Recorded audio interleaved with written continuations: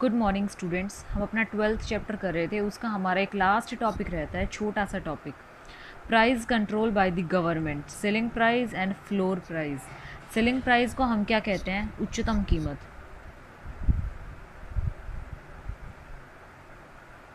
उच्चतम कीमत। और इस फ्लोर प्राइस को हम क्या कहते हैं? न्यूनतम कीमत।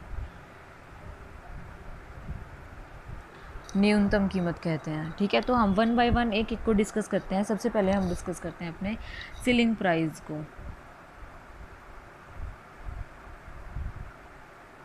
जिसको हिंदी में बोला जाता है उच्चतम कीमत।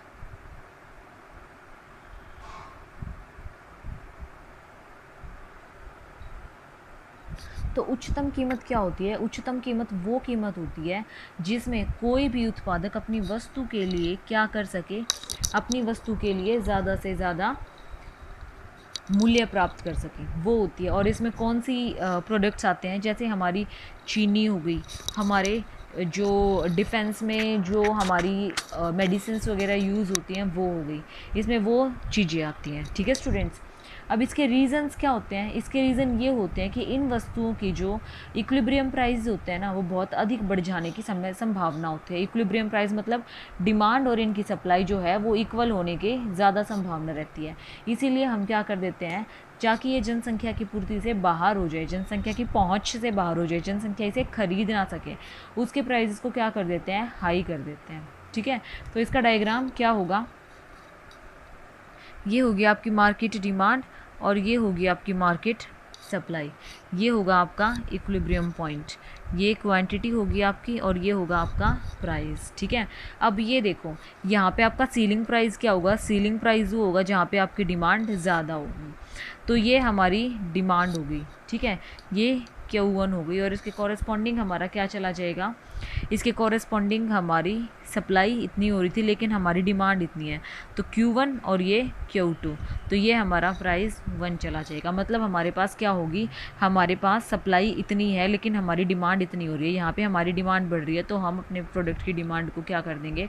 क्वांटिटी को इतना हम बढ़ा देंगे। तो इसके लिए इसलिए हम ये किन केसेस में करते हैं? लाइक जैसे शुगर हो गई या फिर हमारे डिफेंस की जो मेडिसिन हैं उन केसेस में करते हैं। ठीक है, इसमें जो प्राइजेस होते हैं वो हाई हो जाते हैं अपनी अधिकतम कीमत से है। मतलब उच्चतम कीमत से मतलब क्या है? अधिकतम कीमत से, कि वो अपने फुल प्राइस पे बिक सके।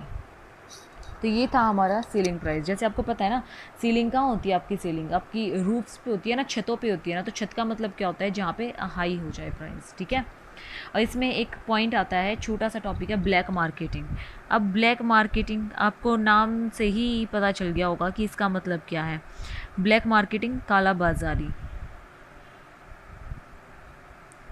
काला बाजारी तो आपको नाम से ही पता लग गया होगा कि होती क्या है। काला बाजारी क्या होती है?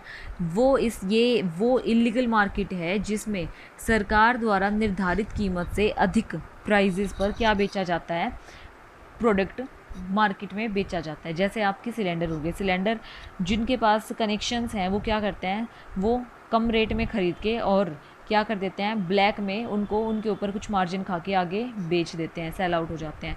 तो वो क्या होते हैं? ब्लैक मार्केटिंग, ब्लैक में सिलेंडर बेच देना। तो इसी टाइप से ये छोटे लेवल पे है, इसी टाइप से बहुत बड़े बड़े फ्रॉड्स चलते हैं, जिसे क्या कहते हैं? ब्लैक मार्केटिंग का नाम दिया जाता है स्टूडेंट्स। ओके, तो ये तो था हमारा सेलिंग प्राइस। नेक्स्ट आता है हमारा फ्लोर प्राइस, जिसको हिंदी में न्यूनतम कीमत कहते हैं।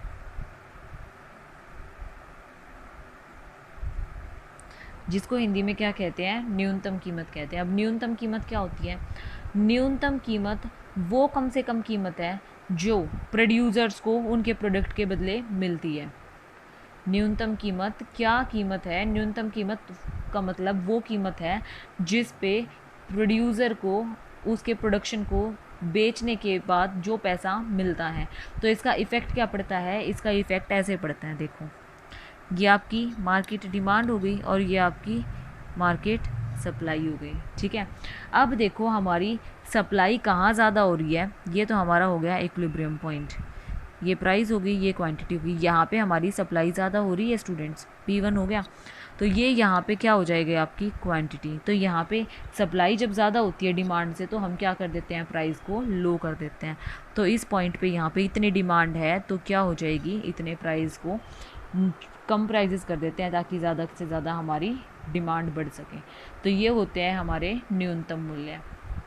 इसमें सपोर्ट प्राइस आता है एक टॉपिक आपका, एक 2 मार्क्स के क्वेश्चन में आ सकता है वो आपका सपोर्ट प्राइस। सपोर्ट प्राइस क्या होता है, सपोर्ट प्राइस वो प्राइस होता है जिसमें अगर किसी का माल नहीं बिकता है, सपोर्ट प्राइस वो प्राइस होता है जिसमें किसी भी किसान का या फिर किसी भी प्रोड्यूसर का माल नहीं बिकता है तो गवर्नमेंट क्या करती है, एक सपोर्ट प्राइस लगा देती है कि अगर कोई आपका माल नहीं बिकेगा तो हम आपका माल खरीदेंगे। जैसे किसानों के गेहूँ डायरेक्ट गवर्नमेंट जो खरीदती है वो कौन सी होती है, बेशक उनके गेहूँ ख़राब हो या ठीक हो लेकिन वो उसी प्राइस में उनके गेहूँ खरीदती है जो वो रेट न्यूनतम ठीक समझती है।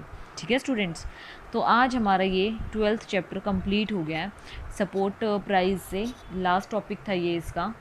ठीक है, तो आज आपका ये चैप्टर और ये टॉपिक दोनों कंप्लीट हो गए हैं। कल से हम अपना 13 चैप्टर शुरू करेंगे स्टूडेंट्स। Okay, thank you.